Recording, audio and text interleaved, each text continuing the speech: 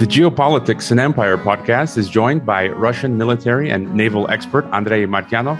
He graduated from the Kirov Naval Red Banner Academy and served as an officer on the ships and staff position of the Soviet Coast Guard through 1990. He took part in events in the Caucasus, which led to the collapse of the Soviet Union.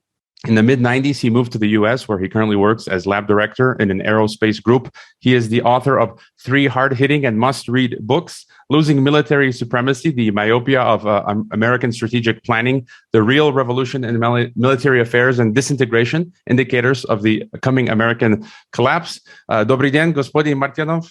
Добрый день. Как дела? Yeah, it's fine. I'm good. Thank you. Спасибо. And before I forget, just say I'm ready for the podcast. I've got my Putin mug I picked up in St. Petersburg. So, all right. I've interviewed a number of your intellectual colleagues, many of which you cite in your books, such as Paul Craig Roberts, Andrei Raevsky, Patrick Armstrong, James Kunstler, Glenn Deason, Dmitry Orlov, and many others. And so I think we're on the same frequency. And sure. With your background, knowledge, and book trilogy, we could do a 10-hour podcast, but we will try to get some key points in an hour. I thought we should start with the American hubris and exceptionalism, which is a running theme throughout your books. I think it's important to point out the nuance that we are both, I think, American Slavs in a sense. You are a Slav of Soviet or Russian extraction, which you've become Americanized, if not naturalized as an American citizen. Yep. I'm a Slav of Croatian extraction, born in America. I consider myself a patriotic American who loves the Constitution and Republic, but American exceptionalism has always bothered me, and I see it in all aspects of society, not just in Washington. We see it in the individual American with their haughty and entitled attitudes, which becomes even more evident when they travel abroad. In your first book, you cite Alexis de Tocqueville's insights on the matter, and you say this American narcissism is a clear and present danger to both the world and domestic American institutions. Could you comment on this exceptionalism and how you see it today and how it poses a threat?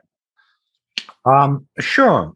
And fact is, I am naturalized American citizen.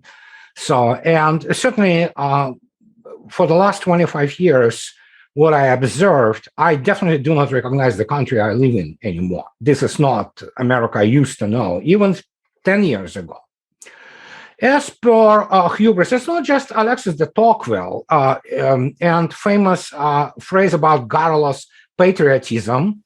Mencken wrote it in American Creed too. It's not like, it's pretty much the continuous topic or theme or melody, if you wish to, in the American character, especially American elites, that they are highly self-unaware. It is a combination of both ignorance and, in the same time, of the complex of inferiority. I know this firsthand, for example, because I knew some people who would go after considering Chicago as to be the pinnacle of the human civilization. Then they get to Moscow and they just drop, and they they begin to really kind of have a cognitive dissonance, to put it mildly. And it is especially true about American political elites and especially foreign policy elites, which American foreign policy elites, a huge struggle with is basically infested with the neocons, which are by definition proselytizing exceptionalists, if you look at it. And obviously, there is the other contingent, so to speak, which also wants to settle their accounts with Russia for a variety of reasons. Hence the NATO expansion in '97. Many lobbies, including Slavic lobbies like Poles and U.S. News and World Report article from '97 even had the name "Don't Ignore Poles at the Polls," when Clinton basically gave up and decided, okay, let's expand NATO.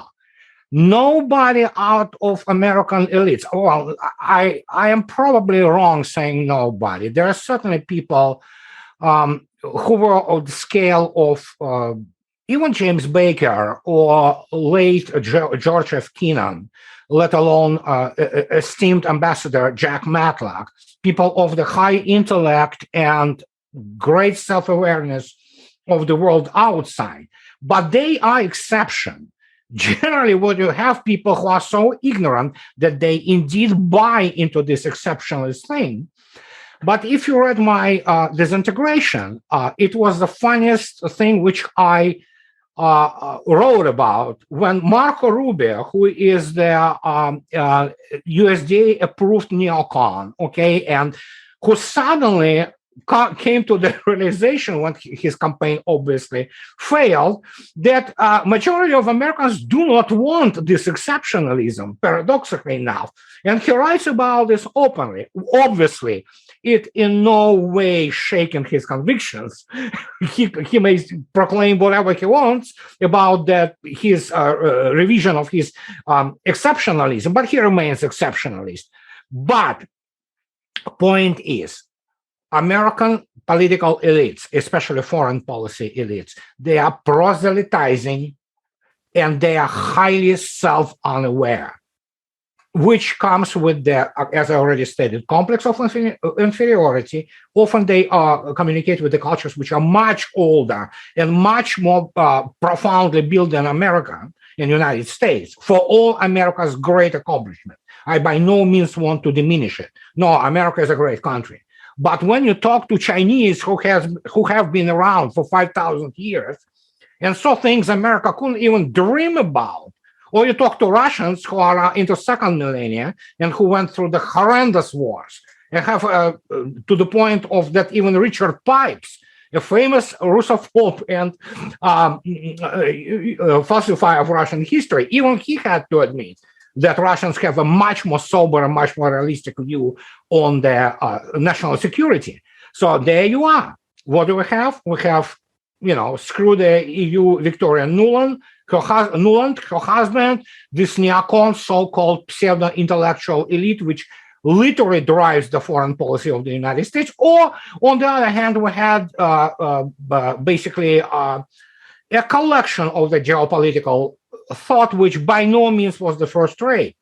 We're talking about Francis Fukuyama, which has now became pretty much a joke, and meme, with his end of history. We're talking Mearsheimer, who, for all his, virtues, continues to speak about liberalism as something, very special. And of course, we have Zbigniew Brzezinski, who's basically pretty much drunk ideas about geopolitics. And the guy was he was basically nothing more than whiteboard theorist, who never commanded anything, who never fought anything. He was a political scientist by education. And we still have his ideas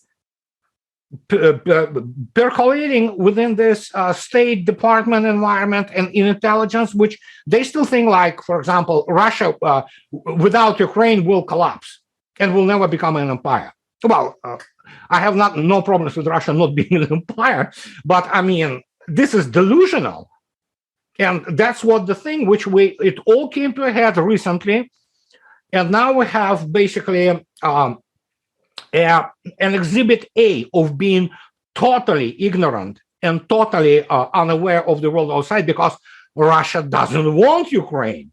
And in fact, Ukraine, God forbid Russia ever gets anything from Ukraine. It's going to be a drag, and it's going to slow down Russia. And Russians are keenly aware of that.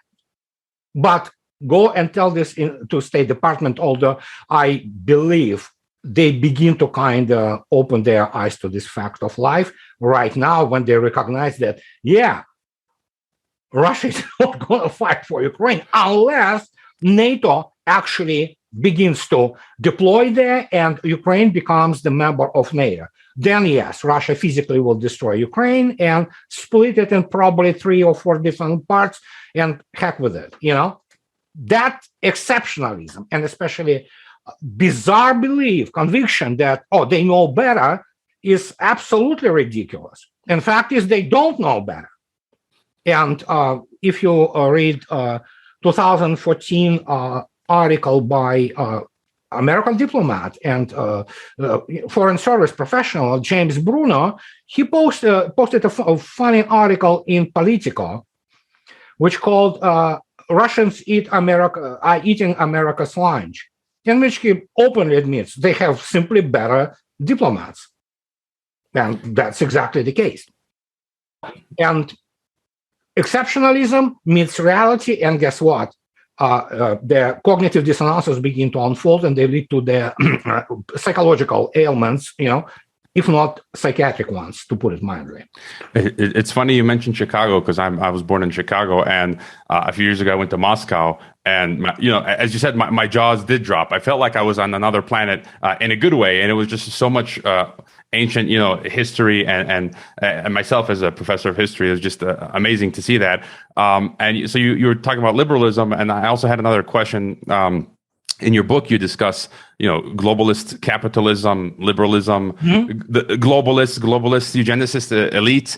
Many view the globalists as sort of a sinister international, financial moneyed power made manifest. We see in groups such as the World Economic Forum, Bilderberg, Trilateral Commission, Mr. Schwab, all this stuff. I recently interviewed my professor, former UN Special Reporter Alfred de Zayas, who in his book mentions this as well. And so, what's your take on who are, in your view, the globalists, and what threat do they pose?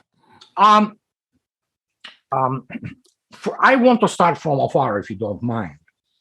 One of my favorite books in history, my favorite. No, not Arnold Toynbee, and not all those elaborations and and analysis and magazine and things like that. It's Corelli Barnett's The Collapse of British Power. It's a historic masterpiece, actually, written by the chair of the Shakespearean Society, no less. Which tells you about the level.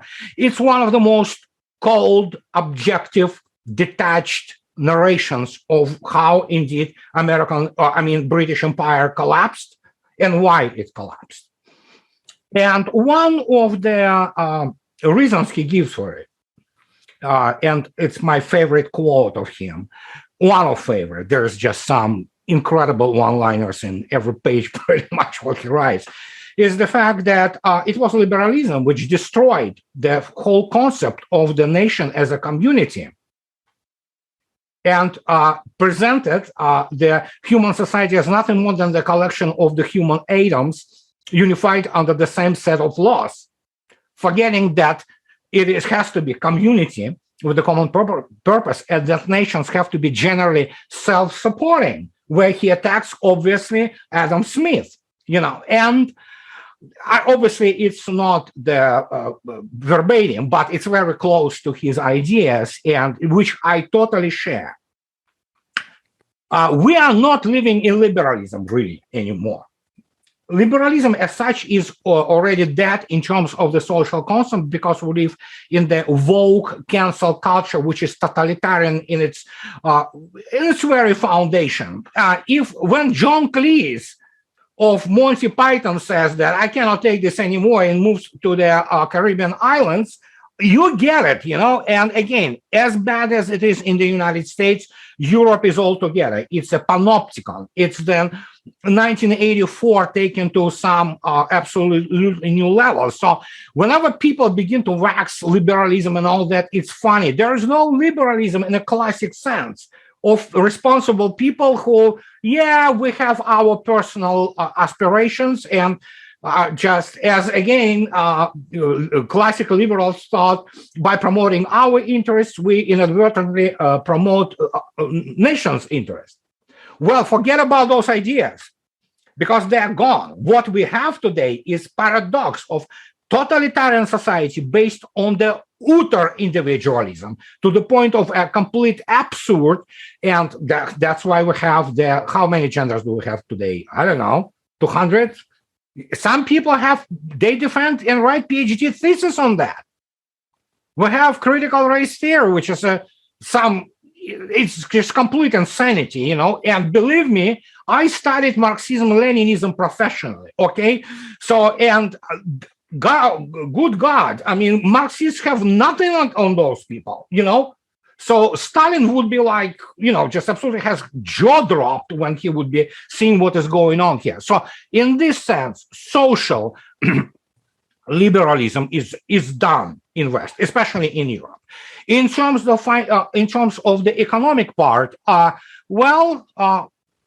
don't need to even go much about it from my point of view, because I definitely support Michael Hudson's contention that basically what they teach today and what exists as economy in the Western world is not economy at all.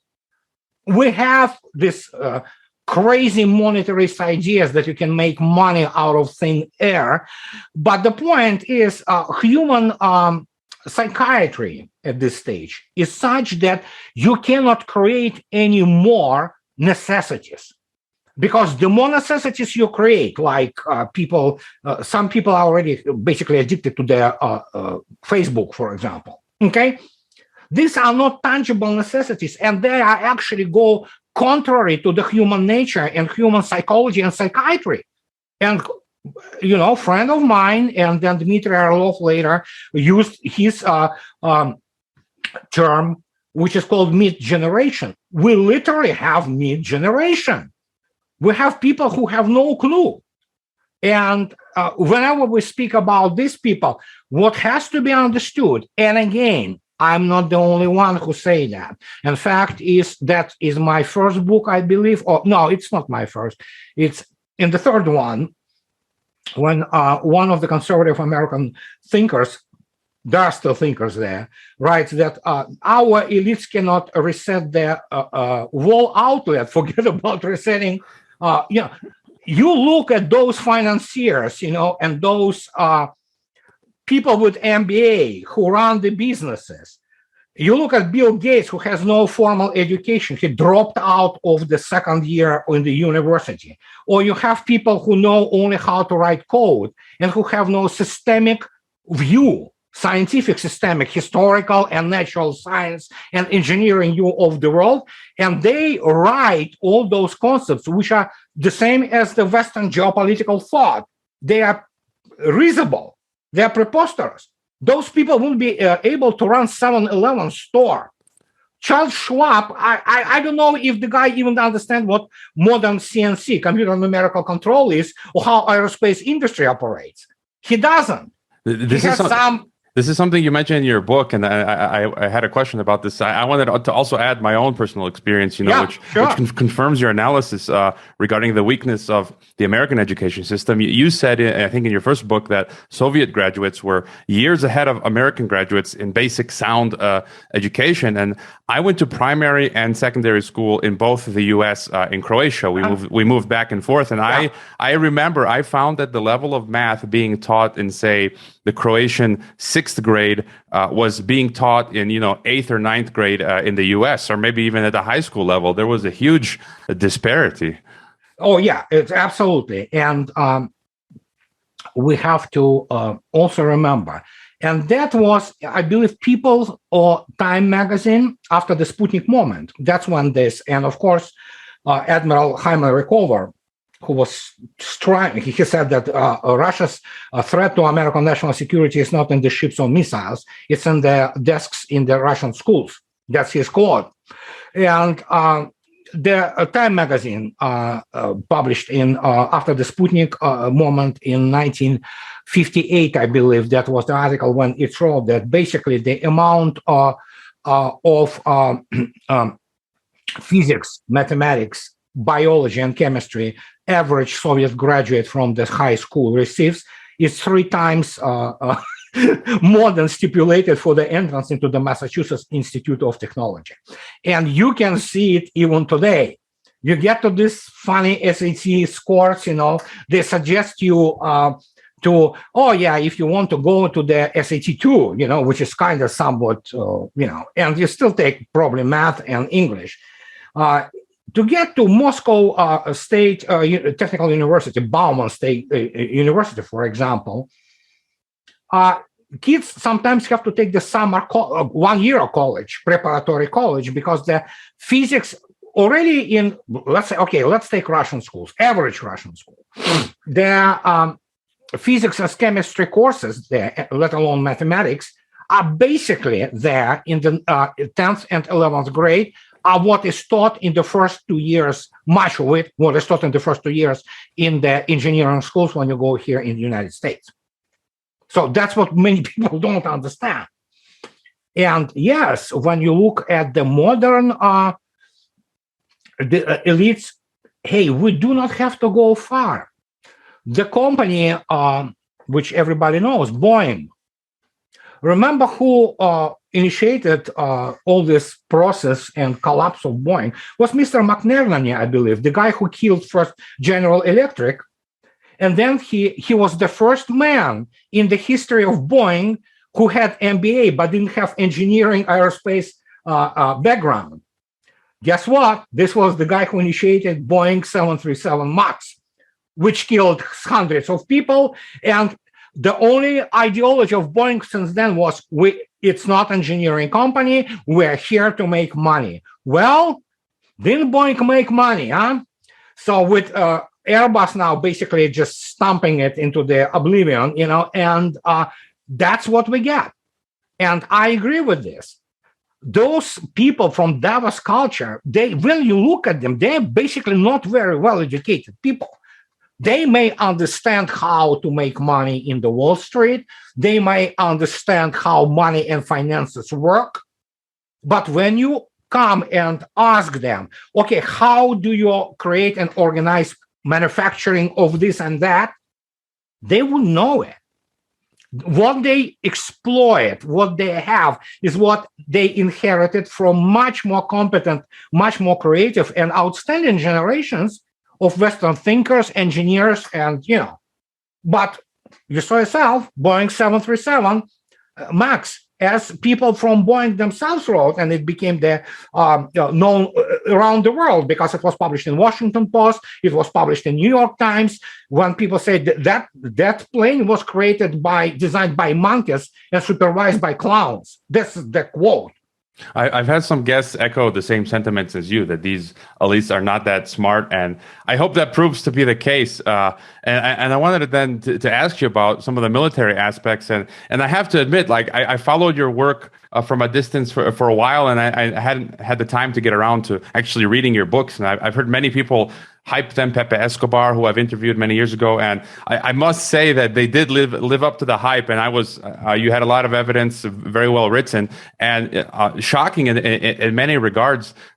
You have written that military power is one of the main pillars on which national power rests, and I've always kind of instinctively had that perspective, especially on this podcast, which is why I always talk a lot about war and military conflicts. And you make a lot of key points I haven't heard many people talk about, which is how Russia is really underestimated, I guess, in the eyes of the American elites, and perhaps as a result in the eyes of the rest of the world, and how the American elites suffer from this incredible myopia and delusion in terms of, as you said, how they view their own strength and that of their adversaries. And Russia really gets its bang for the buck. It churns out the top of the line military hardware and technology, as you write, for a fraction of what America does, and is self-sustainable in many respects, having an enclosed technological cycle. You say that in real geopolitics, it matters only what a weapon system can do and how it is deployed, not how much it's worth, which these days is measured in these inflated currency anyways. And you're saying that Washington's exaggerated sense of self and serious mental crisis within the ruling elites increases the danger of them doing something stupid, but it's really revealing that the revelation that you make that Russia truly is a force to be reckoned with, a peer competitor. In a recent video, you said that you don't think there is any better geopolitical analysis that is also so self-aware and situationally aware as that in Russia. I would agree. And so could you tell us a bit about this rise and return and the true strength of Russia, and with the military terms, the hypersonics they've created, and all of these things? First, I want to start with, I mention it all the time. And again, what Mr. Barnett, Jeffrey Barnett, not to be mistaken with Kareli Barnett, two different people. Jeffrey Barnett, in 1992, I believe, published in U.S. Army Parameters magazine, those famous 14 points, which, by the way, is very Marxist and very materialistic in a sense of economy.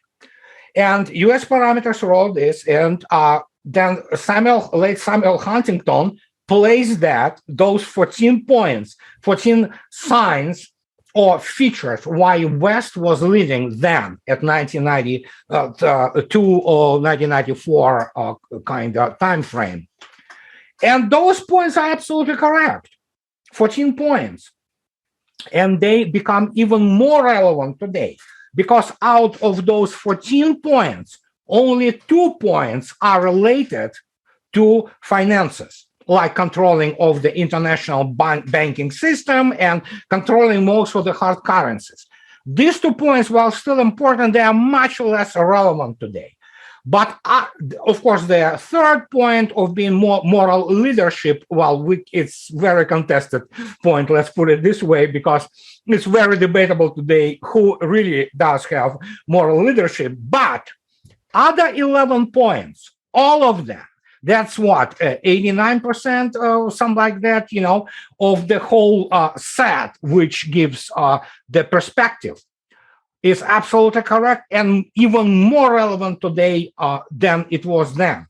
It is productive manufacturing developed industrial economy, which provides an enormous amount of the finished products. And of course, this is precisely this economy which produces first-rate military power.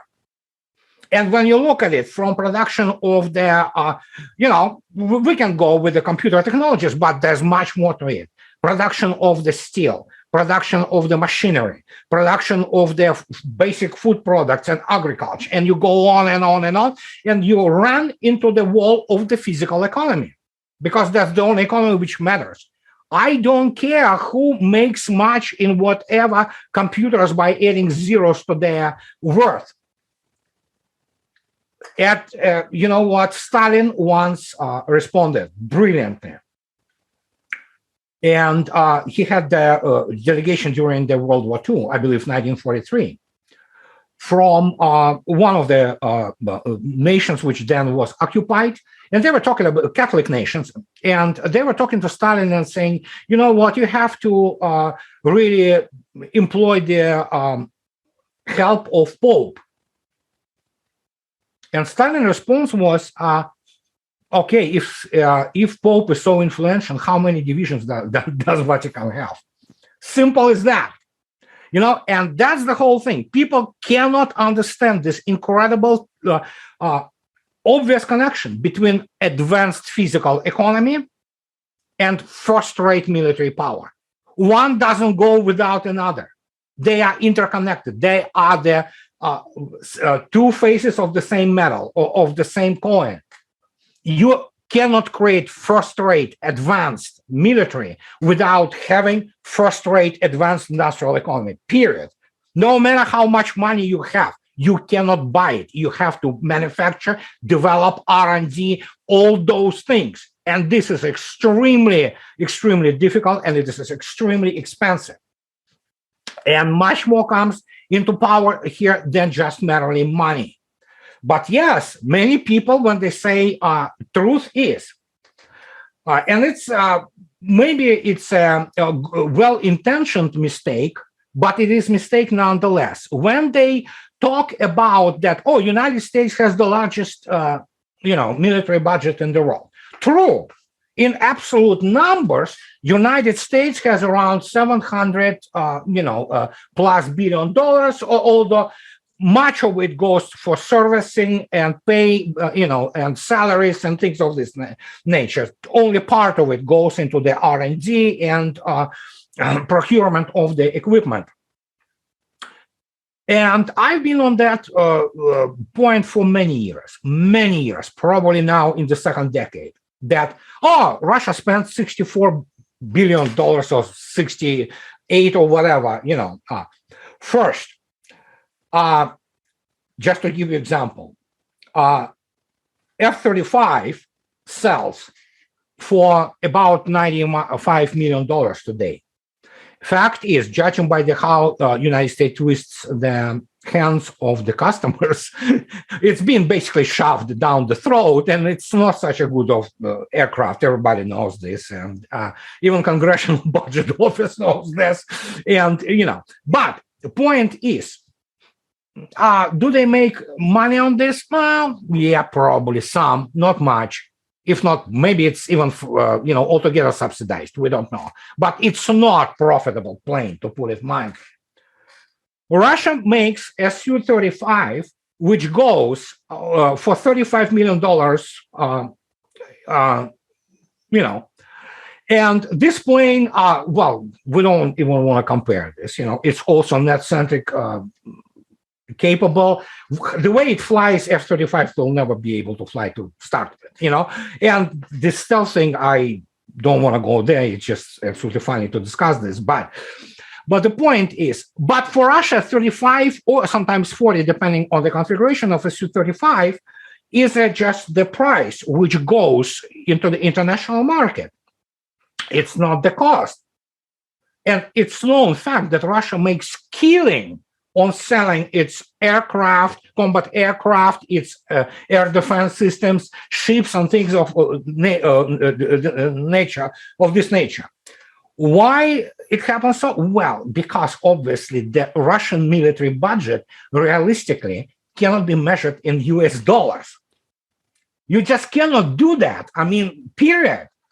For again, it's difficult to explain to people that they think that because US dollar is reserve currency, that's the it factor. Oh, it's not.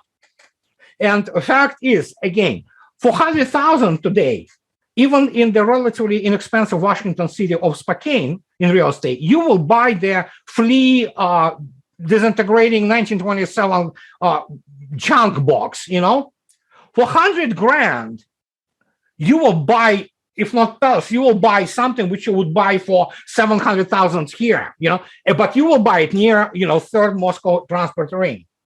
And this is exquisite and desirable real estate.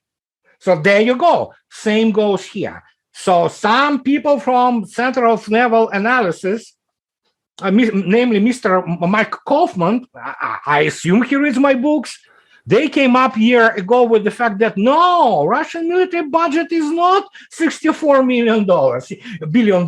You cannot calculate it like this. At least you have to try to put it at a purchase power parity thing, which is still not accurate. Because I can give you example, but at least it's better than those ridiculous numbers, So yeah, Russia's military budget is about $220 billion.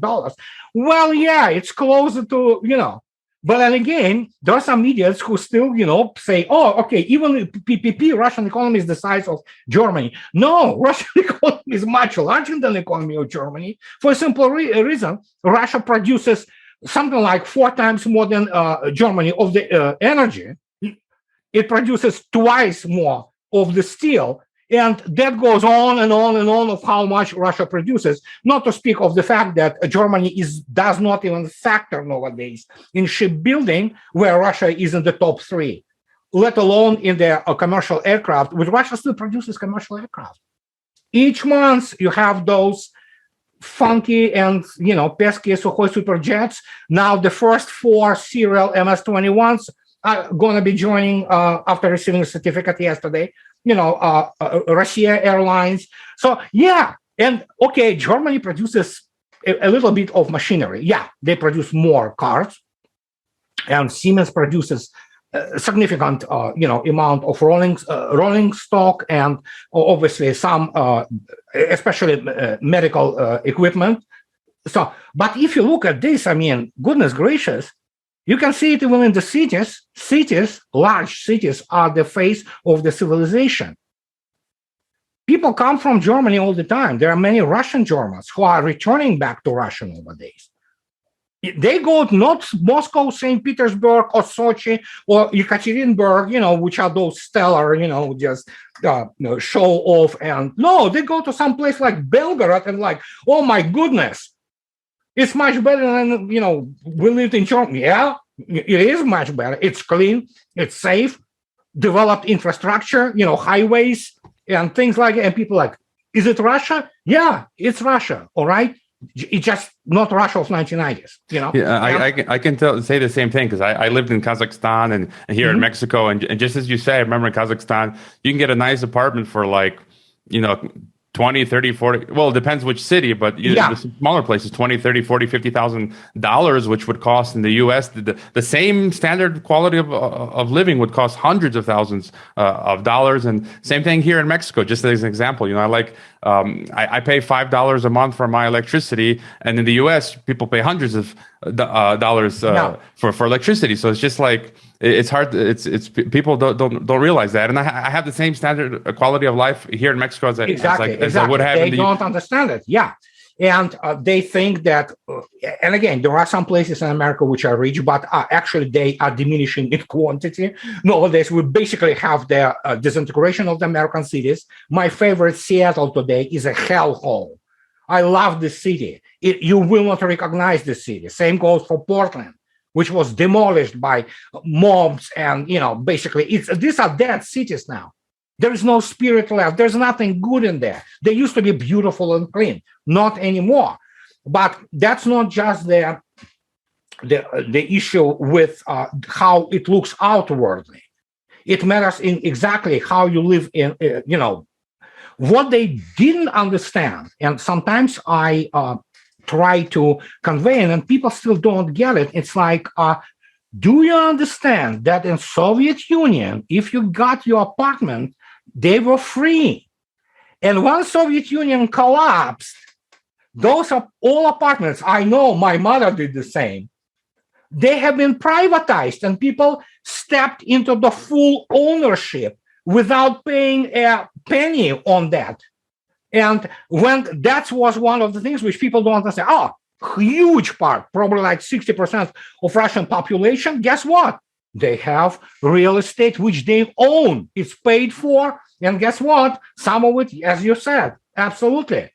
I remember when my son first time got to Russia, and we got into this Khrushchevka, that's just Khrushchevka, 50s building, in the outskirts of Moscow. He gets into the flat of people where we live and said, "This is so nice." I said, "Yeah, people repair them, and it's beautiful inside, comfortable, nice, clean, and it's like, and this is free. They pay just, utilities, period." That's no. I saw the same thing, and same thing happened in Kazakhstan. Many people had a bunch of apartments, families that had one or two or three, and then they sold them. And before I left Kazakhstan, I had dinner with one of my Kazakh neighbors, and they had bought two apartments and remodeled them into one, and it looked like a palace. Like I couldn't believe it was the first time I had been invited. I had dinner with them. It was like amazing. I felt like I was in a hotel room. So people have this, especially Americans who think the rest of the world is basically the third world. They have absolutely no idea. I know many Americans who say, I lived in Mongolia as well. And they're like, "What are you doing in Mongolia? What are you doing in Mexico or Kazakhstan?" I'm like, you guys you have no idea. And the humility as well. They think America's the best and everywhere else is garbage. But people, they need to humble themselves a bit. And I wanted to get back to what you talk about in your book in the military aspect, the hypersonics. And you say that the real revolution in military affairs starts with modern hypersonic, fully shoot and forget weaponry whose capabilities trump completely any kind of net centricity by virtue of those weapons being simply uninterceptable by any existent means, and that hypersonics allow those who possess them to control the escalation and win the war. You say, in theory, there's no defense against hypersonics yet, possibly in the future, direct energy weapons. And then you also go on in your book to discuss the Russian-made S-400s, which are and 500s, which are proliferating to the Eurasian perimeter from China to India, Syria, Turkey, Iran, and Iraq are interested. But you say that these systems have a deeper meaning, which expose the U.S. Investment into the stealth technologies and this great operational mistake of massive proportions. And I think you published on your blog that the Russian S-550s are already in production. It was in the TASS state, which is stunning development, honestly. But all of this kind of, you discussing the hypersonics, the S-500s, and it kind of sounds like game over militarily for the U.S. I mean, what could you tell us about all of this stuff that Russia has done in terms of the weaponry? Game over for the U.S. militarily was already by 2015, 2016.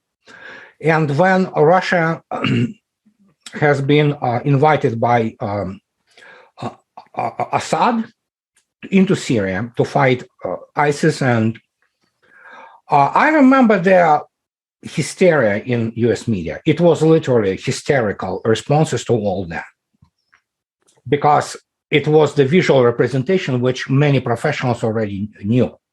So it was something like, oh, here's only the thing which professionals, real professionals should know, and here it is suddenly in the public space and everybody sees it.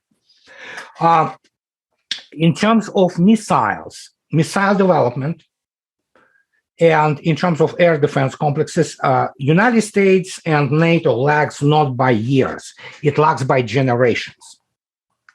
Because already starting, apart from the layered air defense which Russia builds, and it's, I know some opinions of American military and intelligence professionals on that, and it's not in US favor, to put it mildly.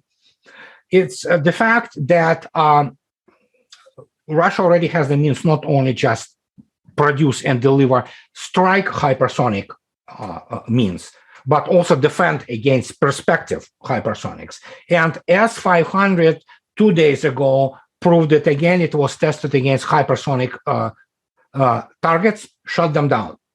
And this is not just things of this nature, just S-500, let alone if we have, which is now being absolutely confirmed, the Nudol A235 in the mobile complexes.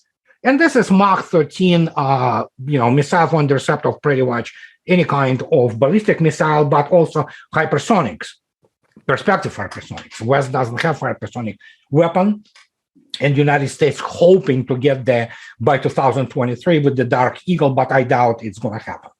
But the point is that what are you going to do? Just to give you an example, S-500, which is now in full combat deployment and is being serially produced, the range of S-500 is 600 kilometers on the aerial targets.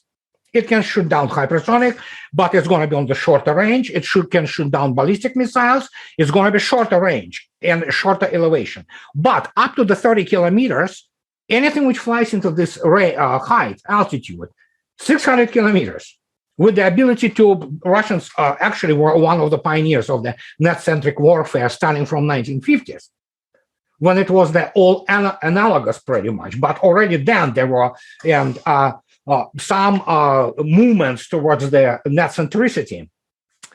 And just to give you an example, no Western Air Force can fight without E-3 Sentry AWACS. They are blind without it. I mean, they just can fly and they will become easy prey, any air defense complex or advanced Air Force. But the range of the E-3 Sentry radar is around, it's obviously the number is secret, but we know approximately that it is about 400 kilometers, okay?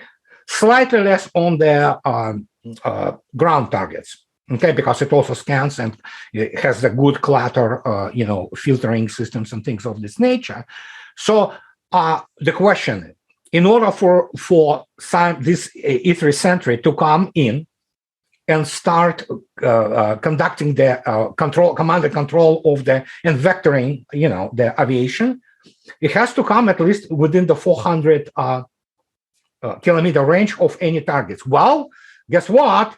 S-400 shoots at 400, S-500 shoots at 600, and S-550 is going to be shooting at up to 1,000 kilometers. So basically, forget it. I mean, you will not be, and you don't have to listen to me again. RAND, Mr. Achmanek, he is the biggest honcho there in the area operations in RAND. He admitted in the real war between, against Russia or China, the Blue Force, which is, West, NATO, we get our ass handed to us. That's his quote. Yeah. And, Russian proverb is the best air defense is our tanks at the enemy's, the runways, And guess what? You have, we completely moved into different tactical and operational paradigm. Because, for example, Kinzhal, hypersonic weapon, after it launched from MiG-31, and eventually it's going to be launched from the new Tu-22 M3Ms, which are being produced as we speak, it has the range itself of 2,000 kilometers. Russia sees, it's not a secret, container and resonance radar, over-the-horizon radar. Russia sees up to 3,000 kilometers over the horizon. That means what? As the creator of resonance says, we can see even small aviation being on the runway in the Amsterdam or Rotterdam airport before they take off. You could see it. Russians did it on purpose. If you go back for a week ago, and you will look at the presentation of the Russian air defense in Syria, they deliberately, it's seldom done, but they do it, and people who watch it, they know. They show their radar coverage of the Middle East, and it's pretty much all of it. So and it's like, you can get targeting, and you can deliver the weapon which is going to hit the target. And the truth of the matter is, today, if it was possible, like even 20 years ago, only on the ranges of 200 kilometers, and you have like Tomahawks, the longest they fly, it's around 2,000 kilometers. Subsonic is a target. You can shoot hypersonic targets, which are hypersonic weapons, which are not interceptable.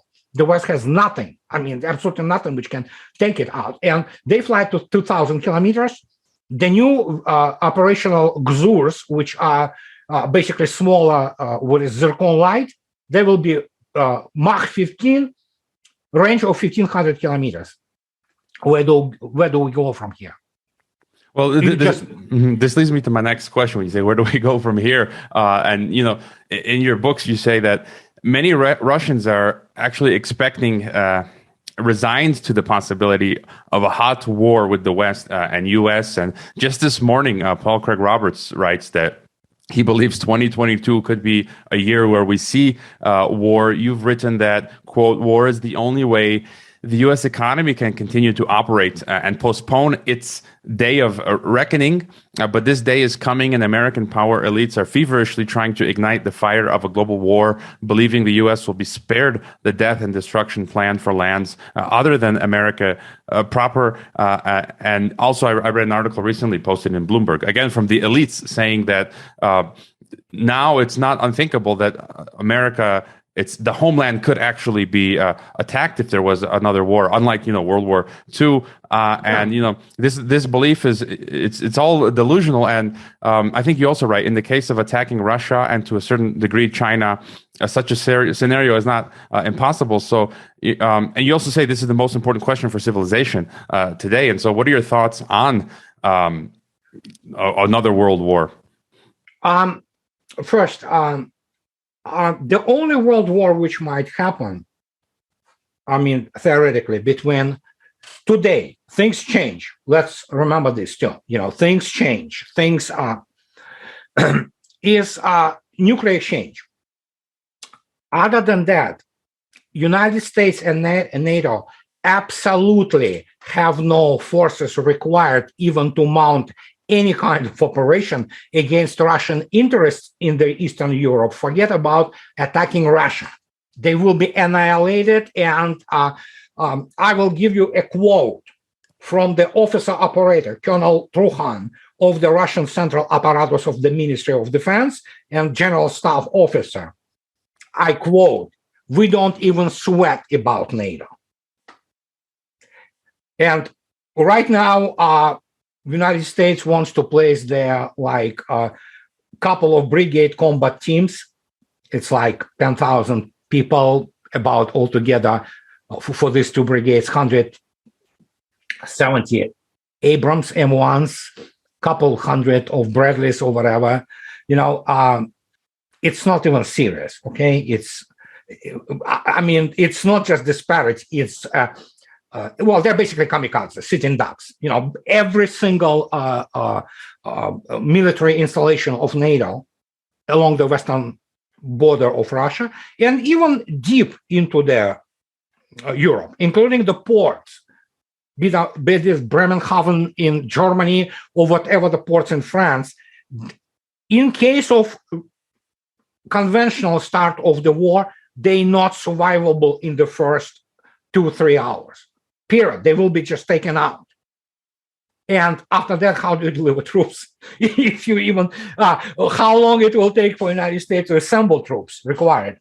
And no, there will be no half a year as Saddam and his third-rate force allowed you. There will be no such thing.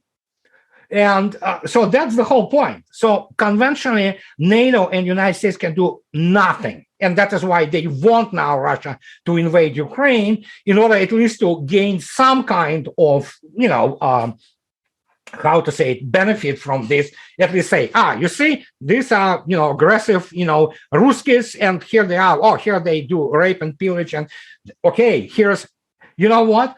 Russia already basically offered them, hey, you want your West? Have it, for crying out loud. Let them people do in Germany and France. We don't need them, Let them just pay for our services. Why would Russia need them? That's the whole point. And what is important, U.S. military understands this.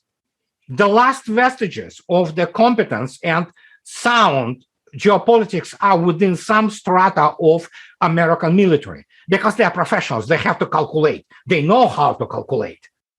Obviously, they are forced to go out and do ridiculous and risible public, statements. But, when you look at people, even Milley, he has the General Milley. He has to run the Pentagon, and which is being disintegrated by the way, woke ideology, and they now want to use the bombers on the biofuel, which prevent environmental damage. Really?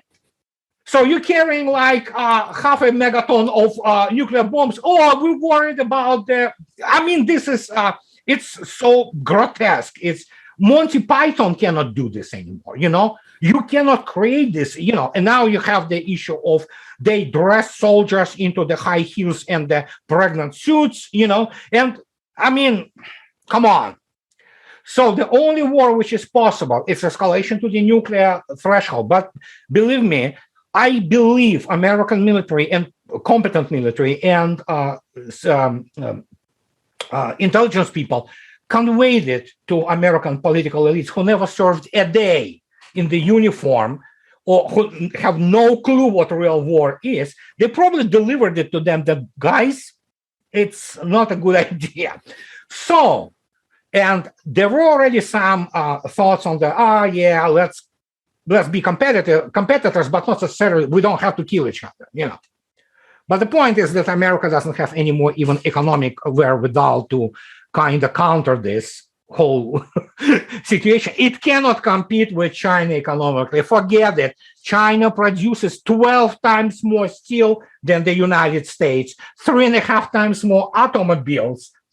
Chinese shipbuilding industry dwarfs that of the United States. It's like ridiculous. People have to look at the real life, what is going on. Yeah, this leads me to my next question. I'm going to try to roll the three questions into one, which, again, you talk about in your third book, the disintegration, the coming American collapse. And I've interviewed a number of people, the cultural historian, Morris Berman, who lives here in Mexico, who wrote a trilogy on the collapse of American empire. And I kind of left America in 2006 for many reasons. But, one of them, because I felt also that the empire would decline, would collapse, that the economy was on terminal decline, and that we would see authoritarianism rise. And in your book, you say America is towards its fate of becoming a poor country, and nothing can be done about it.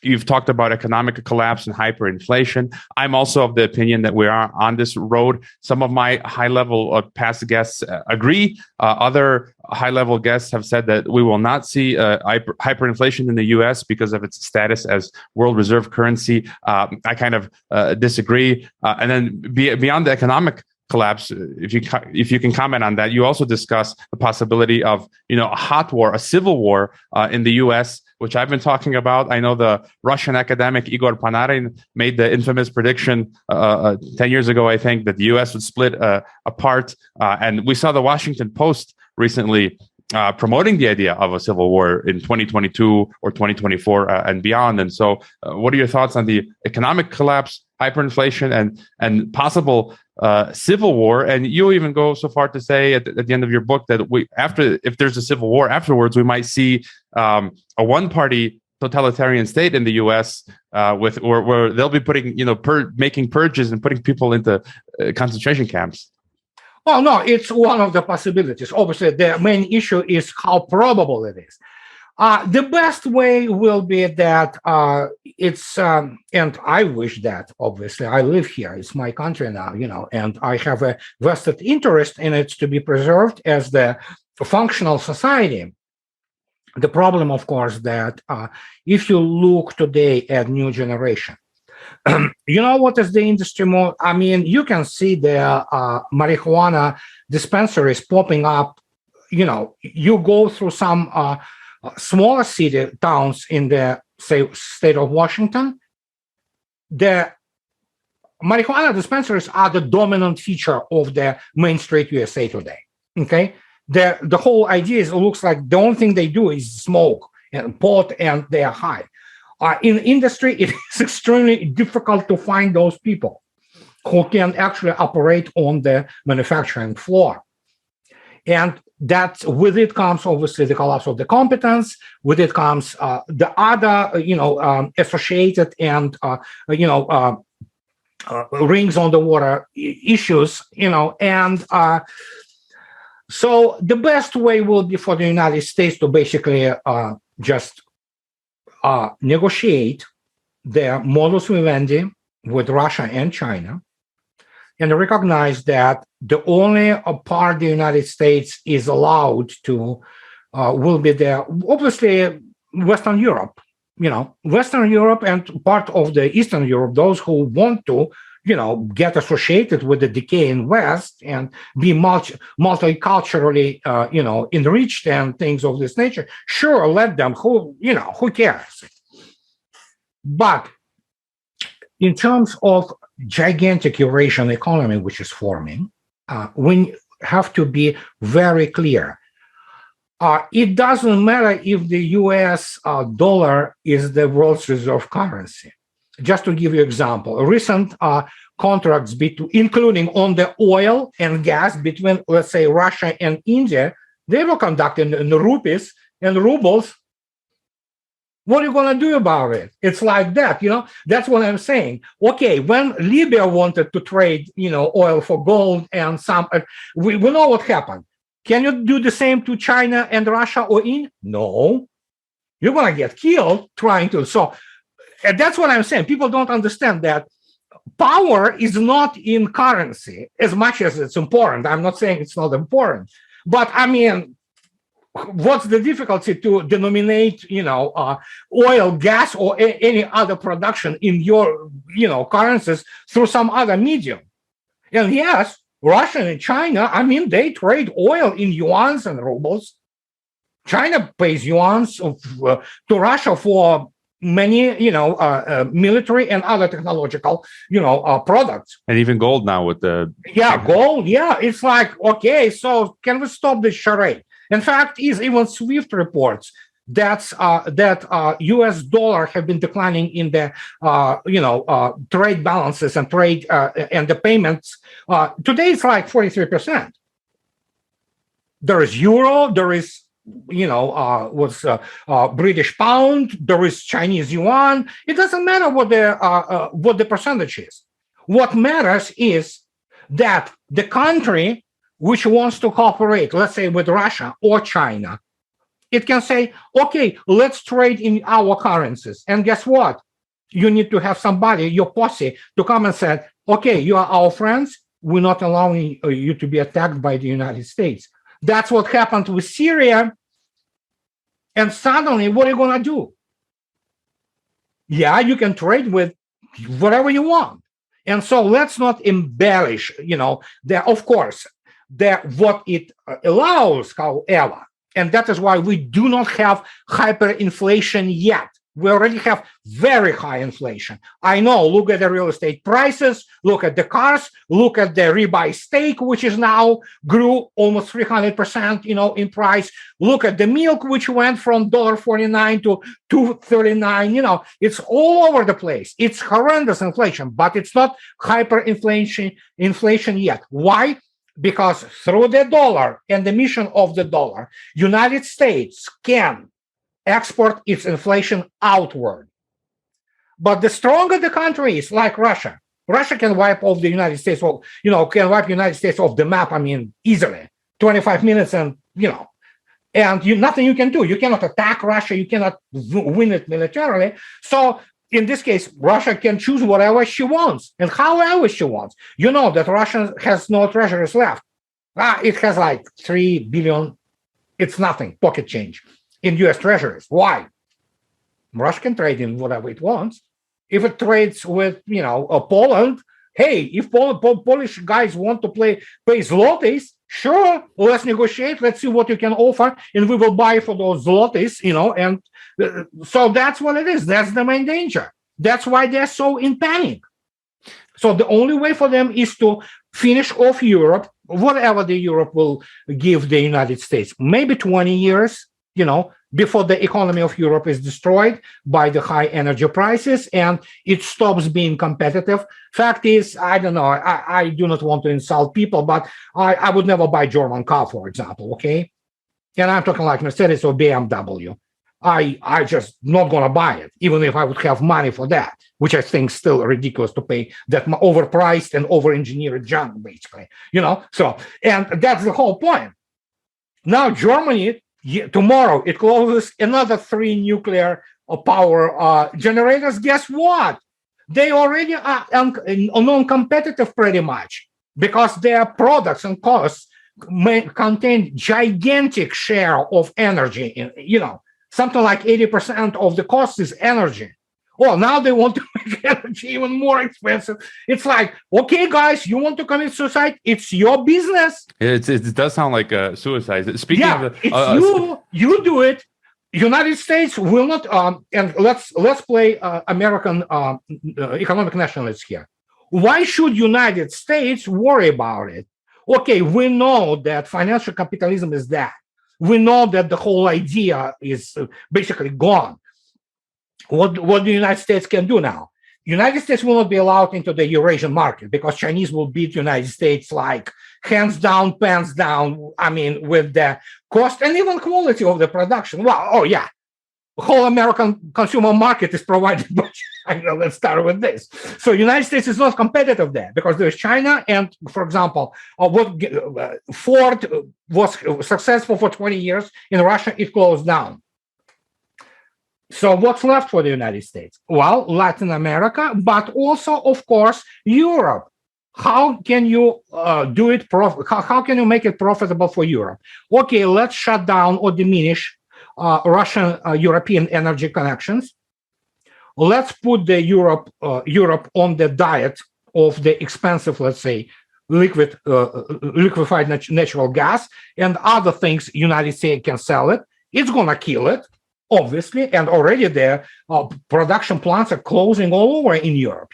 They cannot sustain this. And after that, guess what? Suddenly, either United States becomes on the receiving end of the, say, Germans and Dutch or even Italians moving production back to United States, thus reindustrializing the United States. So it's not such a bad plan. Let's put it this way. And I spoke about Europeans going to be launched. They're stupid. They don't recognize that because they're brainwashed and their elites are imbeciles, basically, but that's what it is. So, and United States will turn Europe into the basically, nice service economy, which will produce nothing and which will be buying American products or Chinese products or whatever, So if they will hold on to Airbus, maybe that's about it. But the plan itself is not necessarily unsound. Give it at least this understanding, if they have this plan. But that's what it is all about. And so Europeans already feeling the brunt of it. It's just the start. It's a warm-up. Everybody wants to live. And the principle of the global capitalism, you die today, for me to live this day, for me to die tomorrow. And that's exactly what is happening. So Black Europeans do whatever they want. They want to kill themselves. Hey, be my guest. It's democracy, okay? Free will, do whatever you want to do. And as you said, obviously, myself as an American, yourself as, I don't want America to collapse. I want it to do well. Exactly. But there are just things in motion that, are leading towards a downward spiral. And I don't want to be in the way of that. And so, as you said, we might see this resiliency in the U.S., but have you ever thought about, I get emails weekly now from Canadians and Americans who are looking to escape Canada and the United States, basically the West, New Zealand, Australia, and Europe.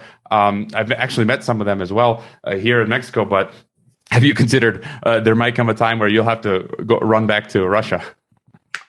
I would lie if I say we didn't, but just to give you some insight, there are a number of applications for Russian citizenship from Germany is now in tens of thousands. And we're not talking about the former Russian Germans. Now Germans, including from the Western Germany, are trying to migrate to Russia. And again, I was stunned when I read the statistics, and Germans themselves provided it. So tens of thousands. So would we live? We have to understand that if we have, obviously, the United States is already a uniparty system. It's just single political party with different neoliberal wings. It's just that the democratic part of the neoliberalism is more totalitarian, and because there's many psychopaths, they're pretty much spread among both parties. But if the United States at least partially implements this plan, and if this huge geopolitical settlement is reached, that, okay, you want this sphere of interest? Sure.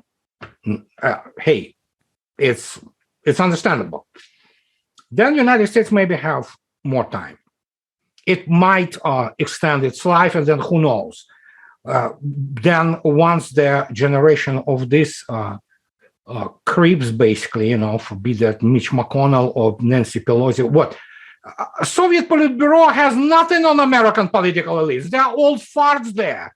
Some of them are probably like, I'm sorry to say this, but U.S. president is an embarrassment, honestly. It's just freaking embarrassment. Leonid Brezhnev, the man who went through war and was wounded and sustained concussion, serious concussion. He, in 1973, before he died, despite the fact that he was, speaking slowly, he still had a bright mind, he still, when you look at Joe Biden, it's like, oh my God, it's bad. It's really bad. So it's obviously in the process of the implosion, because you either have the sociopaths like Ted Cruz, who also is extremely ignorant, and or you have these old farts who run the whole inner party there, and who cannot do a thing. They only know, the only competence is how to play apparatchik games within the American political discourse, how to elect, re-elect, how to take bribes or refund, whatever they do there, how to lobby and do favors. They have no competences of the statesman.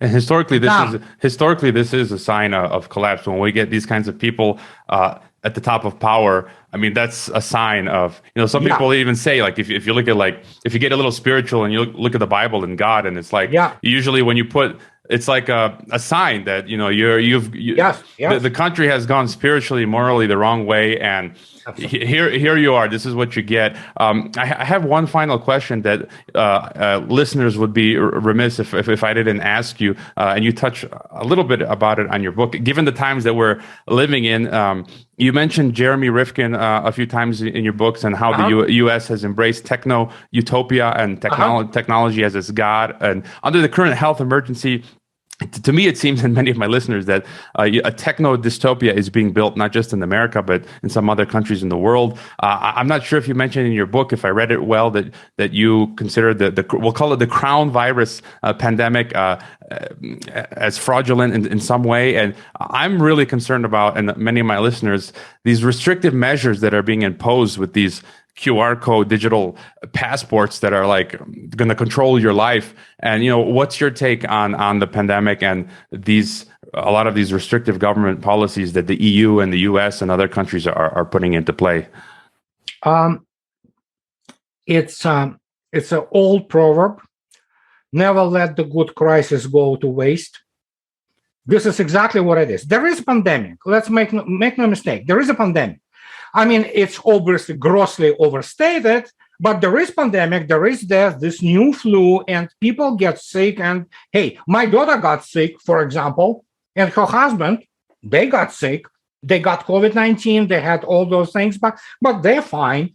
So obviously, we know now that COVID-19 kills primarily old people with the pre-existing conditions. There is also no doubt about gross overstatement of the statistics, because you can look it up. Seattle Times, for example. Oh my God, this beautiful 47-year woman just died from COVID-19, blah, blah. Yeah, she had the 4th stage cancer, but yeah, it's COVID-19. Sure, and I have some inside information, which is so disturbing that literally it's, people in morgue killed by guns. Oh, COVID-19. We know that it's overstated, but there is a pandemic. I have no problems with what's the name of it. I went out, and all my family went out. We did here Johnson & Johnson jab. It's a more classic vector type, jab, very similar in mechanism to Russian Sputnik V. Couple of days of, just a little bit, malaise type thing, and you're fine, So it's grossly overstated. And of course, it was used for the political end.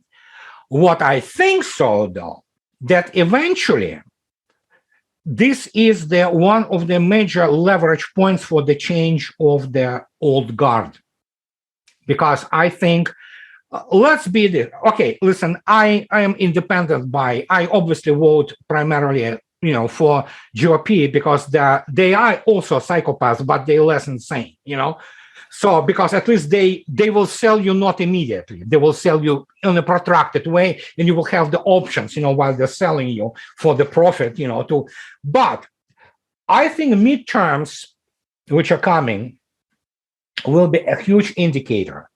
Because I believe that even very many what would be called the traditional Democratic voters, many of them, I don't know the percentages, they've been terrified by what was done. And then, of course, you cannot, obviously, DNC will retain this, I don't know how many percent, small percentage of the totally, pardon my French, batshit crazy people, But the most people, even those liberals who suddenly recognize that, oh, we love the guns, and hey, these were not us, conservative or independents who are buying guns, because we already have them. This were them, this liberal part, which basically crushed the market, because they suddenly recognized, well, guys, all those dilly-dally, la-la land about, warm and fuzzy feelings, real world is tough. And now they have to make a choice. And I think so the choice will be shown in the midterms.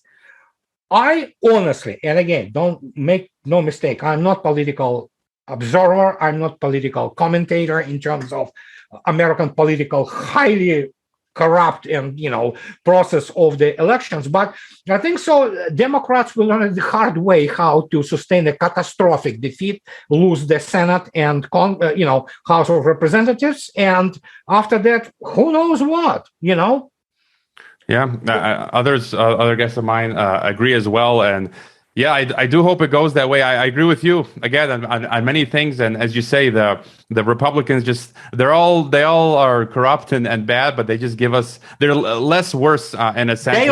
Lesser of two evils. In this respect, sure. Plus, even this fundamental neoliberal regulation, economic deregulation thing has its obviously social and cultural aspect to it. Yeah, they also deregulate you in terms of, you are kind of, individual, free, quote unquote, man. But yeah, that's, we'll see, who knows? All right. And people love power. You are my last guest of 2021. Do you have any final thought to leave us with? My final thought will be this. Let's kind of lower our expectations, but let's not get too pessimistic. There are still things worth living for. And we are, in the end, also the drivers of change. So whoever listens and watches us, I want to say just Happy New Year to you. And wish whatever you want and let it come through. But most importantly, two things: peace and health.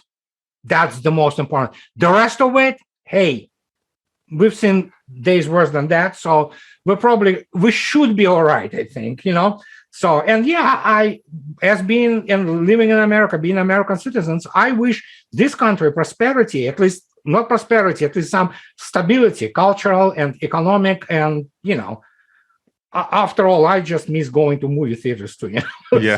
Yeah. All right. Your website is smoothiex12.blogspot.com. The links will be in the description. People can find you on YouTube. You're doing more video analysis on your YouTube, which is great.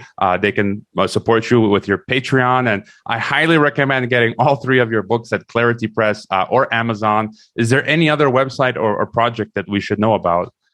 Well, I'm working on the fourth book. It's not coming that soon. It's probably the working title is ABC of Geopolitics. And I want to undertake the review of geopolitics, not from the view of geography, which is absolutely irrelevant, but from the point of view of the resources and how to defend them. So that's actually what real geopolitics is about. But that's about it. I will try to continue with my videos. And yes, thank you for plugging me and support on Patreon. People are more than welcome to support me who can afford this. And other than that, it was very interesting talking to you. You are an excellent host. All right, you're an excellent guest, and as I said, everyone be sure to get his books, follow the blog, and despite all the difficulties we discussed that may come, господин Martyanov, я желаю вам счастливого Нового года и спасибо, что были на Геополитика и Империя. Спасибо, огромное спасибо. We still will not forget the Croatia, Russia 2-1. I mean, come on. I mean, 2-2, and then penalties. That hurt, but it was one of the best games ever. And believe me, I watched World Cups since 1978, consciously. It was one of the best games ever, up there with France and Germany, West Germany in 1982, so that's kind of that type of the game.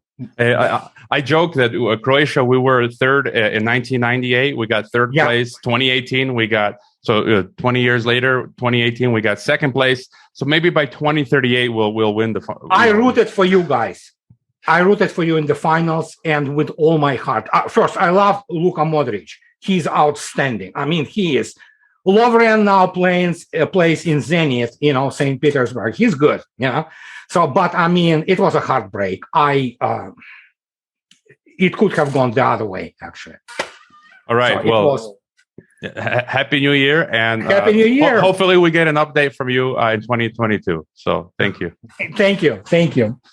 I hope you enjoyed this Geopolitics and Empire podcast interview. The website is geopoliticsandempire.com, and I encourage you to sign up for the free email list through which you can receive an update of every new podcast, as well as a long list of key news headlines once a week.